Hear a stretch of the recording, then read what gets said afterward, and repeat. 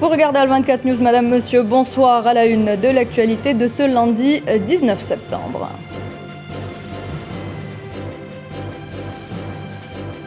La reine Elisabeth II rejoint sa dernière demeure. Elle sera inhumée ce soir à 19h30 à la chapelle Saint-Georges au château de Windsor.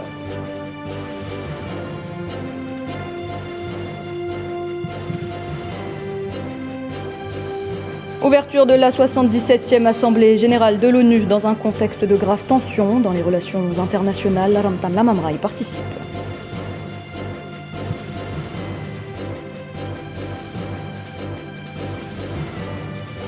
Le Kenya fait une mise au point et affirme soutenir le droit à l'autodétermination du peuple sahraoui.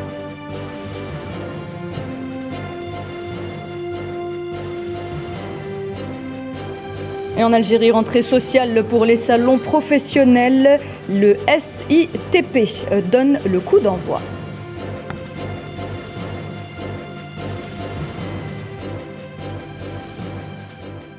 Un chapitre de l'histoire du Royaume-Uni se tourne ce lundi avec les surprenantes obsèques religieuses de la reine à l'abbaye de Westminster de Londres.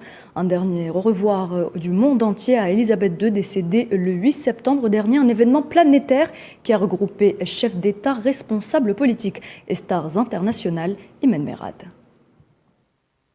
Une page se tourne, un dernier au revoir au monde entier. Les obsèques de la reine Elisabeth II, la plus ancienne monarque britannique, ont commencé ce lundi 19 septembre à l'abbaye de Westminster à Londres. Les funérailles organisées ont rassemblé une foule gigantesque dans les rues de Londres. Le roi Charles III, ainsi que d'autres membres de la famille royale britannique, ont suivi le cercueil de la reine Elisabeth II dans l'abbaye de Westminster, rejoignant plusieurs chefs d'État et monarques pour rendre un dernier hommage à une figure unificatrice tout au long de ses 70 années de règne. Les hommages touchent à leur fin ce lundi matin à 11h, après 4 jours au cours desquels des centaines de milliers de personnes ont attendu de longues heures pour passer devant le cercueil de la reine dans l'historique Westminster Hall de Londres, où 2 minutes de silence y ont été observées, ainsi que dans tout le Royaume-Uni. Outre le roi Charles III, la reine consort Camilla et d'autres membres de la famille royale, le prince George, le fils de 9 ans du prince William et de Kate, et leur fille de 7 ans, la princesse Charlotte, étaient présents aux funérailles nationales. Ces funérailles d'État sont les premières depuis la disparition de Winston Churchill en 1965, des funérailles rassemblant plus de 2000 invités à l'abbaye de Westminster. Ont pris part à ces funérailles d'État le Premier ministre Ayman Ben Abdelrahman, en sa qualité de représentant du président de la République algérienne Abdelmadjid Tebboune, le président américain Joe Biden, le président français Emmanuel Macron et son épouse, ainsi que bon nombre de personnalités. Selon le chef de la police londonienne, ces obsèques représentent un événement historique qui a nécessité le déploiement de policiers le plus important jamais vu dans les rues de Londres et la plus grande opération de protection des chefs d'État et personnalités royales qu'ait connue la police en 200 années d'histoire. Des funérailles grandioses, un Royaume-Uni étreint par les mois, faisant ses adieux en grande pompe à Elisabeth II, souveraine dévouée, jouissant d'une notoriété planétaire en présence de centaines de dignitaires étrangers. Elisabeth II sera ensuite inhumée dans l'intimité dans la chapelle Saint-Georges au château de Windsor, à l'ouest de Londres, auprès de son père, le roi George VI, sa sœur Margaret et de son époux, le prince Philippe. Et après Westminster, le cortège funèbre s'est donc déplacé dans la capitale en passant par Buckingham Palace avant de se rendre à la chapelle Saint-Georges au château de Windsor, où la reine sera donc inhumée aux côtés de son mari, le prince Philippe. Ce sera à 19h30. Ramtan Lamamra est arrivé à New York ce lundi pour prendre part à la tête de la délégation algérienne au segment de haut niveau de la 77e session de l'Assemblée générale de l'ONU. Une session très attendue intervenant après 2 ans de perturbations liées au coronavirus. Et c'est dans un contexte de graves tensions dans les relations internationales que se tient donc cette session placée sous le thème « Tournant décisif des solutions transformatrices aux défis indépendants ». Elle sera entre autres marquée par la tenue de plusieurs réunions de haut niveau portant sur les principales questions d'actualité en matière de paix et de sécurité, de gouvernance et de développement durable. Nariman Zekar. Le thème principal de cette session reflète la situation critique à laquelle fait face le monde, conséquence de multiples crises à l'instar de la pandémie du Covid-19, du conflit en Ukraine, des crises sécuritaires, alimentaires et énergétiques et des préoccupations croissantes concernant l'économie mondiale. Les 193 participants à cette assise tâcheront de trouver des solutions aux différentes problématiques posées. Le secrétaire général des Nations Unies, Antonio Guterres, avait déclaré la nécessité de combler le clivage géopolitique entre les grandes puissances, insistant sur le fait que les États-Unis, la Chine et la Russie aient paralysé les solutions à de nombreux problèmes. Un déséquilibre marqué notamment par l'absence des chefs d'État russes et chinois à l'Assemblée, qui seront représentés par leur ministre des Affaires étrangères. Ce discours fait référence au climat géopolitique marqué actuellement par des tensions entre Washington et Moscou, après l'accusation faite par la Russie de vouloir empêcher sa participation à l'Assemblée, en retardant l'octroi des visas aux membres de la délégation russe d'une part, et les intentions de la Maison-Blanche de réformer le Conseil de sécurité. C'est dans ce contexte que le nouveau président de l'Assemblée ainsi que les dirigeants du monde entier tenteront d'arriver à une entente fondée sur la durabilité, mais surtout la solidarité tout au long de la tenue de cette assemblée. Rien ne semble apaiser les tensions entre la Russie et l'Ukraine. Moscou et Kiev s'accusent mutuellement des derniers bombardements qui ont ciblé la centrale nucléaire de Mykolaïv, située dans le sud de l'Ukraine. Une puissante explosion s'est produite à seulement 300 mètres des réacteurs, sans toutefois faire de morts ou encore de blessés. Les États-Unis interviendront si la Chine envahit l'île de Taïwan, propos signé Joe Biden. Le président américain s'exprimait lors d'une interview accordée à la chaîne américaine CBS, ce qui n'a pas tardé à faire réagir les autorités chinoises, lesquelles jugent la sortie du premier représentant américain comme étant une grave atteinte à la souveraineté de leur pays. Des salves de mots qui cachent surtout une guerre économique qui ne cesse de s'intensifier, une guerre où désormais tous les coups sont permis en prenant souvent à partie les pays tierces. Karim Bouaziz. On s'en souvient sous l'administration Trump qui avait augmenté les droits de douane sur les importations chinoises, l'escalade des tensions entre la Chine et les États-Unis marqua le coup. Chaque jour ou presque, de nouvelles mesures de rétorsion et autres menaces sont agitées de part et d'autre. À titre d'exemple, depuis quelque temps, le département de la justice américaine fait la chasse au groupe de télécommunications Huawei jusqu'à son bannissement total, comme en Grande-Bretagne il y a 3 ans, où pourtant il reporta l'appel d'offres pour munir les bornes 5G des villes anglaises. Ce qui a fait enrager Pékin qui menaça de porter l'affaire au tribunal international de commerce. Mais pas que, puisque la riposte ne s'est pas fait attendre en limitant pour quelques jours l'exportation sur les terres rares indispensables pour les technologies du numérique et de la transition. On rappelle que la Chine concentre un quasi-monopole mondial. Pékin ne compte pas s'arrêter là, puisque messieurs Colbert et Hayes, respectivement PDG de Boeing Defense et Raytheon, entreprise de défense aérospatiale, seraient dans la ligne de mire des autorités chinoises. Les deux groupes seraient impliqués dans les dernières ventes d'armes américaines à l'île de Taïwan, qui comprennent 60 missiles anti-navires et 100 missiles RR. Des sanctions dont on ignore la teneur précise et qui visent deux principaux responsables pour la première fois, étant donné que ces deux sociétés américaines enregistrent une très grosse activité d'aviation commerciale en Chine. Par ailleurs, rares sont ceux qui ne perdent pas de vue que depuis quelques années, les entreprises taïwanaises s'importent de plus en plus sur le continent chinois. L'intégration due à une proximité culturelle s'intensifie au vu du temps. La Chine et l'île de Taïwan travaillent ensemble depuis des années. Dans le domaine des semi-conducteurs, filière du futur, dont Taïwan est passé maître dans le savoir-faire et de niveau mondial, se fait littéralement aspirer par Pékin à travers les échanges commerciaux. Avec la pandémie du Covid-19, l'industrie taïwanaise TSMC, leader mondial des semi-conducteurs, fabricant de puces pour de nombreux clients, dont Apple, 24% des puces proviennent de ces usines, que ce soit pour équiper des smartphones, des ordinateurs, des voitures ou des serveurs. TSMC, entreprise à l'importance stratégique pour Taïwan, mais qui échappe encore à Pékin, mais pour combien de temps? Et dont les États-Unis tableraient encore pour creuser l'écart de peur de nourrir davantage le géant chinois. Envahir l'île de Taïwan par la force n'est pas du niveau de l'intelligence des stratèges chinois. L'île de Taïwan, comme hier Hong Kong, sera aspirée par des implications commerciales et économiques. Miser sur le temps long tout en faisant apparaître l'impérialisme américain comme étant, en paraphant les mots du leader Mao, un tigre de papier.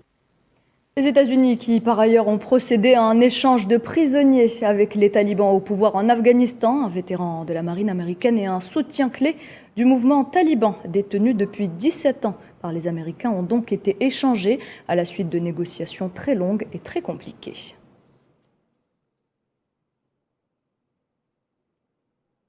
Téhéran aussi se dit prête à échanger des prisonniers avec les États-Unis. Des négociations ont aussi été menées de différentes manières et les deux parties ont donc préparé les accords nécessaires alors que les deux pays connaissent des tensions, notamment en raison du dossier du nucléaire. Justement, les autorités iraniennes se sont exprimées. Elles insistent sur le fait que la question d'un échange de prisonniers n'a rien à voir avec la conclusion des pourparlers visant à relancer l'accord de 2015 sur le nucléaire iranien.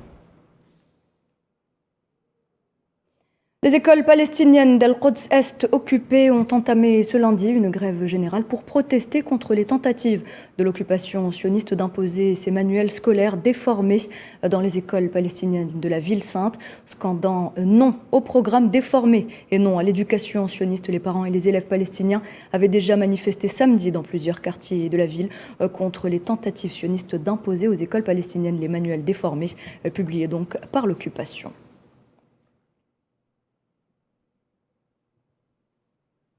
Au Liban, ce sont les banques qui ferment leurs portes suite aux séries de braquages survenus ces derniers jours. Conséquence, la livre libanaise a atteint ce lundi son niveau le plus bas face au dollar américain au marché noir.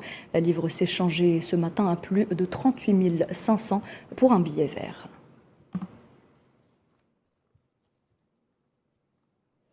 Et retour en Algérie où l'on se prépare à accueillir les 1er et 2 novembre prochains le 31e sommet arabe. Plusieurs dirigeants arabes ont donc reçu leurs invitations. Dernier en date, le roi de l'Arabie Saoudite, Salman Ben Abdelaziz Saoud. Cette fois-ci, c'est le ministre de la Justice, garde des Sceaux, Rachid Tabbi, en sa qualité d'envoyé spécial du président algérien Abdelmajid Tebboune, qui a remis son invitation.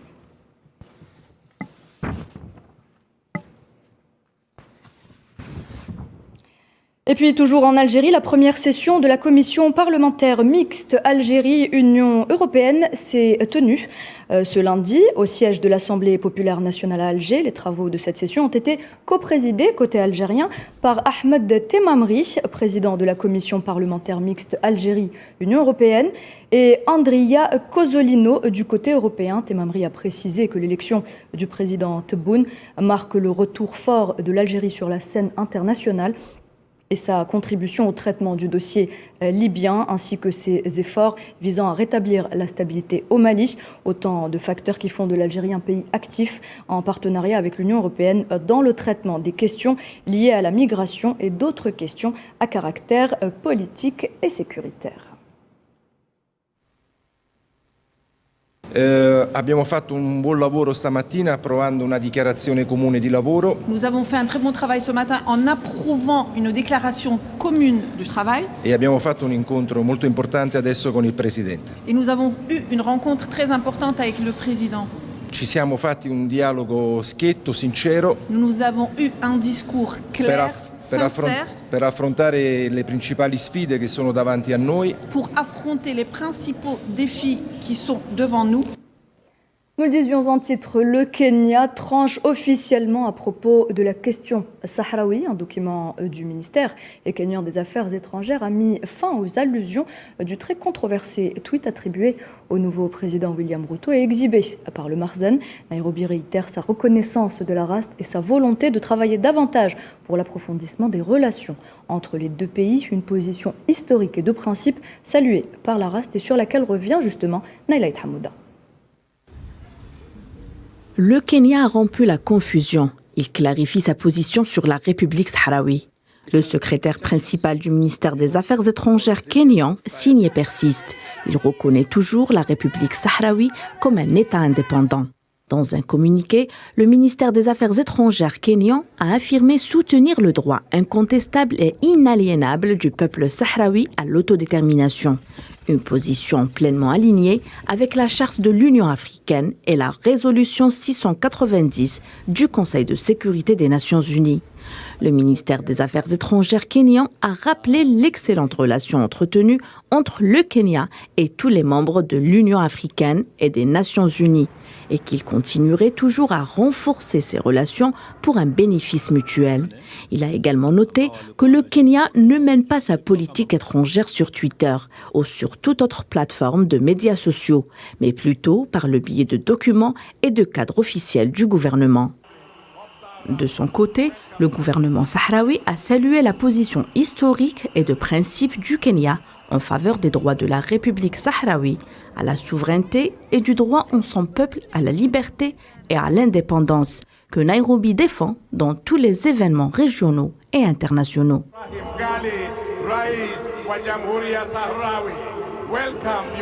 Rappelons que l'accueil en grande pompe du président sahraoui Ibrahim Ghali par le président kenyan William Ruto lors de son investiture a suscité une grande polémique. Tout a commencé lorsque le ministre des Affaires étrangères marocain a été reçu par William Ruto. Quelques heures après, le président en question tweete que son pays ne reconnaissait pas le Front Polisario. Un tweet qui n'a pas été tapissé, puisqu'il a été supprimé quelques minutes après. La réponse du ministère des Affaires étrangères kényan, très claire en la matière, a été également une réponse à toute la polémique engendrée autour de ce tweet et alimentée par Rabat, se faisant depuis quelque temps le porte-voix de puissances hostiles à la stabilité dans la région.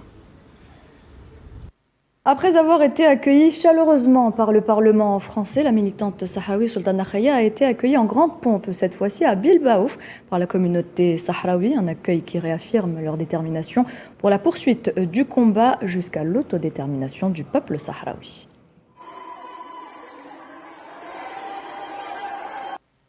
Le peuple sahraoui qui s'érige justement contre les mesures d'expropriation de leurs terres dans les territoires occupés, des mesures prises par le Marzen, qui entend s'emparer des terres pour les donner à des investisseurs étrangers, selon des témoins sur place.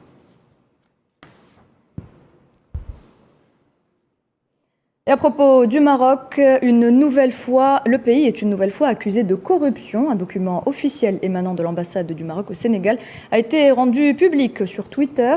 Sur ce document, l'on peut lire que le Maroc versait chaque année des pots de vin à l'ancien ministre des Affaires étrangères du Sénégal, Mankeur Ndiaye.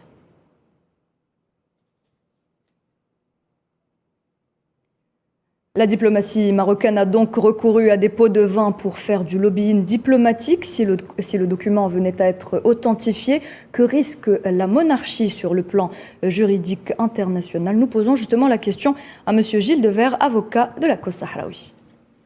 La première chose est de vérifier l'authenticité de ce document. Ça veut dire de disposer de l'original et de pouvoir examiner. Les experts en graphologie ont ce genre de choses avec un microscope, la qualité de l'écriture, voilà, tout ce qui fait la date du papier, parce que c'est un papier qui date de 2014, donc est-ce que c'était bien la date? Tout ça, c'est des vérifications techniques qui se font.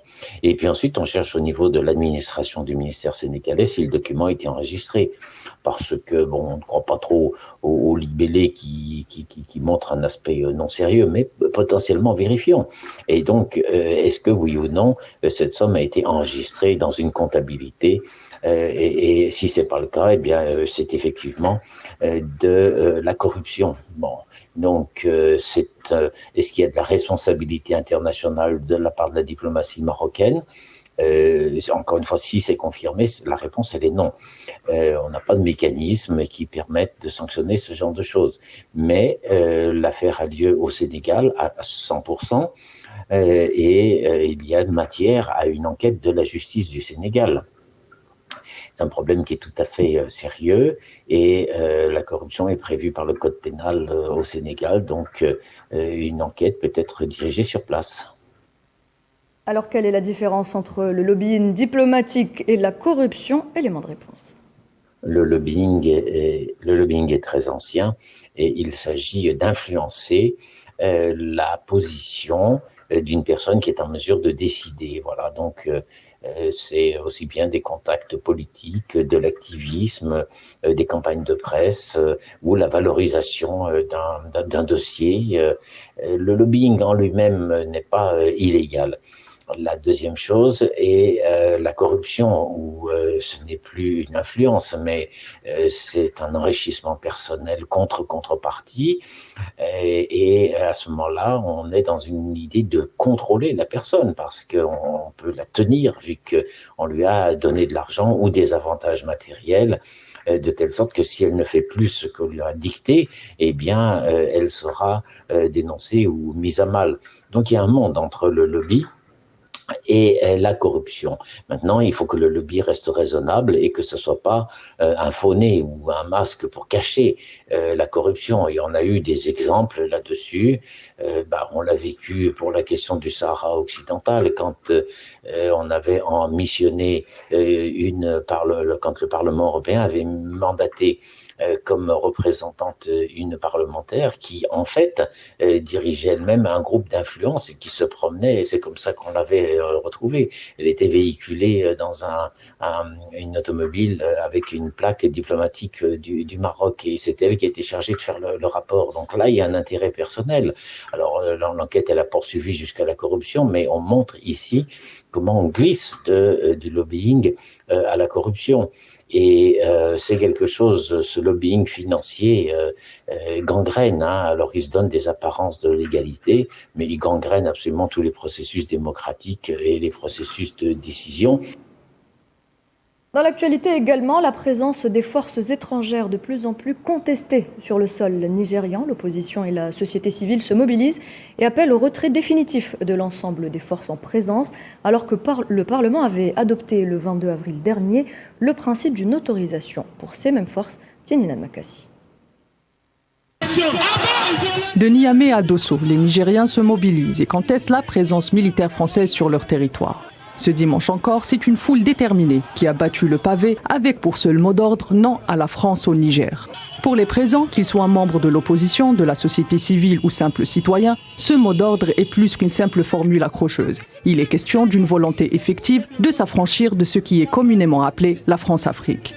Ce n'est pas la première fois que les Nigériens investissent la rue, avec en ligne de mire les forces étrangères déployées dans leur pays. Depuis décembre 2021, ce genre de manifestations ne cesse de se multiplier, un peu partout et ce dans les 7 régions du pays, même si Niamey et Dosso restent les chefs de file de cette protestation. Pour l'Élysée, ces manifestations ne sont que le fait de la manipulation étrangère, faisant référence notamment à la Russie, de plus en plus influente dans la région du Sahel. Depuis le 16 septembre 2010, la coopération militaire entre l'ancienne puissance coloniale et le Niger se veut plus effective, mais pas permanente. L'événement déclencheur de cette coopération qui se dit nouvelle n'est autre que l'enlèvement de cet employé d'Areva à Arlit. En à peine quelques heures, un important dispositif militaire français est à pied d'œuvre à Niamey. Et c'est précisément l'uranium qui va faire changer d'avis Paris, puisque l'établissement d'une base militaire devient une nécessité stratégique, notamment à Arlit. En outre, les opérations Serval et Barkhane en Libye et au Mali seront aussi des facteurs pour la coopération militaire entre les deux pays. Le Niger sera une base arrière de la France au Sahel. C'est d'ailleurs au Niger que se sont redéployées les forces Barkhane et Takuba après le retrait forcé du Mali. Suite au vote du Parlement, là encore fortement contesté par la population. Si la coopération entre ce pays pilier du G5 et la France est présentée comme un exemple de succès, la population, elle, ne le voit pas de cet œil. Les attaques terroristes à Inatasen fin 2019, puis Chinagodar en janvier 2020, sont pour les Nigériens des preuves de l'inefficacité de cette coopération. L'Afrique du Sud, d'une nouvelle fois frappée par des coupures drastiques d'électricité causées par des défaillances d'installations vieillissantes et mal entretenues. Sur une échelle de 8 niveaux possibles d'intensité, le pays a atteint le 6e stade critique. Cela implique pour les Sud-Africains et les entreprises plusieurs coupures de plusieurs jours à plusieurs heures de la journée.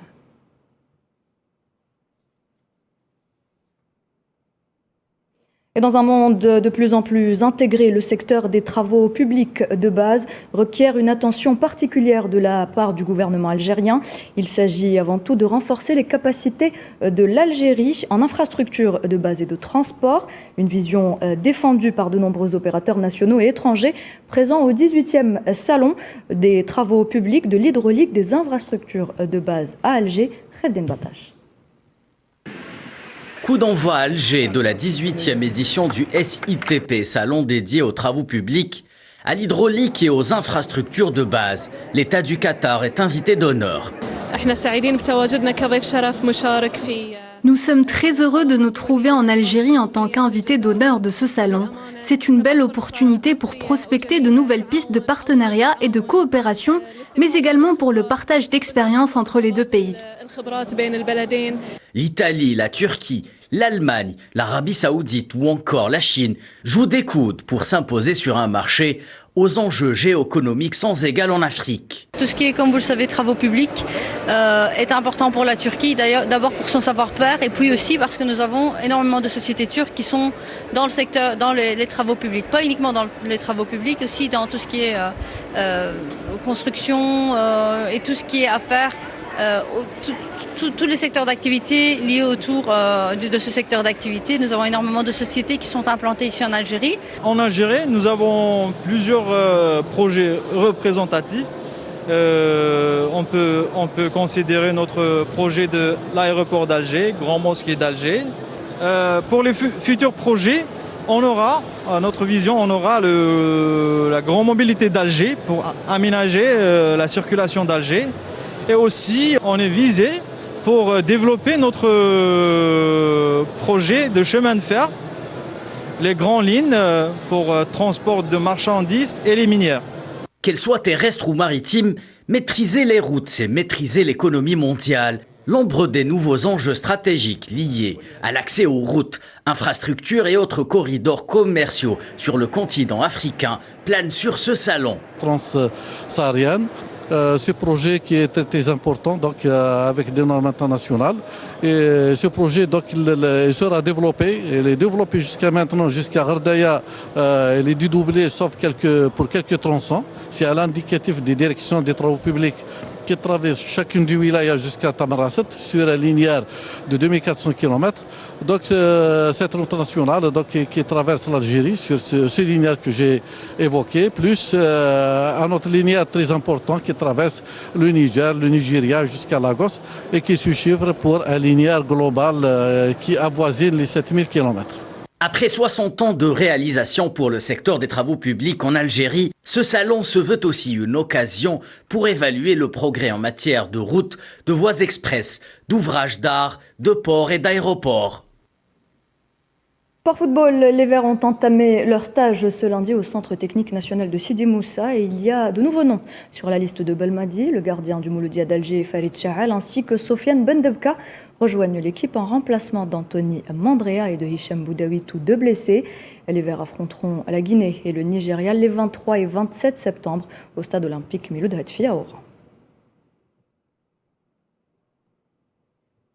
Et puis football toujours, la cérémonie du tirage au sort du CHAN Algérie 2023 aura lieu samedi 1er octobre à 19h heure algérienne à l'Opéra d'Alger Boualem Bessayah.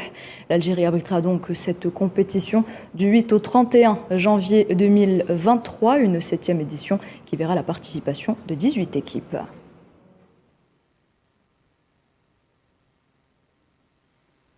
C'est la fin de cette édition, merci de l'avoir suivi. L'information continue sur nos différents réseaux sociaux. Il vous suffit de scanner le QR code qui s'affiche en bas de votre écran. Très bonne soirée sur Al24 News.